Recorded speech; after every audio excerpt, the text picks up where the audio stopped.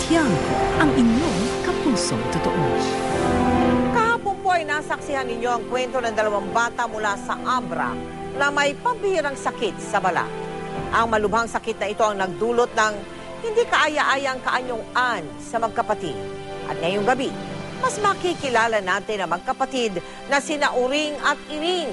Mga batang larawan pa rin ang kasiyahan sa kabila ng matinding karamdaman. Kaya po muli kaming humihingi ng paumanhin, sadya po naming hindi sila ipapakita ng malapitan dahil na rin sa kanilang kalagayan. Piling ko pagkat mahal na mahal kita at sa puso ko ikaw. Sa kanilang malaanghel na tinig, sino ang mag-aakalang may mabigat na karamdaman ang magkapatid na Uring at Iring? Si Eileen o si Uring, 15 taon nang nagdurusa sa matinding sakit sa balat. Nagbabalat at nagsusugat ang kanyang katawan mula ulo hanggang paa. Lagi na rin siyang binubuhat dahil tuloy na siyang hindi makalakad. 11 taon naman ang kapatid niyang si Mira o si Iring. Ganyan nga na hindi na sila lalo na si Eileen po na hindi na makakagala. Mabuti itong isa nakakagala po. Tutulog po sila pero hindi sila nakapikit, nakabuka yung mata nila. Sa kubong ito naninirahan ang kanilang pamilya. Ang kanilang ama, nakikisaka para kumita ng 200 piso kada araw. Hindi sapat para maipagamot ang mga anak. Si Aling Amelia naman, naiiwan sa bahay para mag-alaga kina Uring at Iring at sa 8 pa nilang kapatid.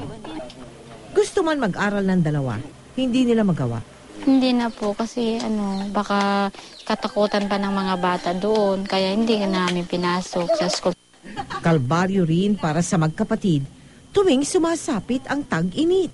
Pag summer po kasi yung mga balat nila nagsugat-sugat. Dahil walang espesyalista sa lugar, hindi pa rin matiyak ng municipal doctor ang tunay na kondisyon ni Uring at Iring. Concerned din ako dun sa komplikasyon na nakikita natin ngayon dahil merong apektado na mata. Mas maganda sana na makita sila ng espesyalista. At sa kabila ng kanilang karamdaman, pilit nagpapakita ang magkapatid ng katatagan. Ang pagmamahal ng kanilang pamilya, ang tangi nilang sandigan. Tulungan mo po kami. Gusto ko gumaling. Humingi po ako ng tulong sa mga taong manonood sa amin, saka sa mga bata ko. At sana po ay matulungan niyo po kami.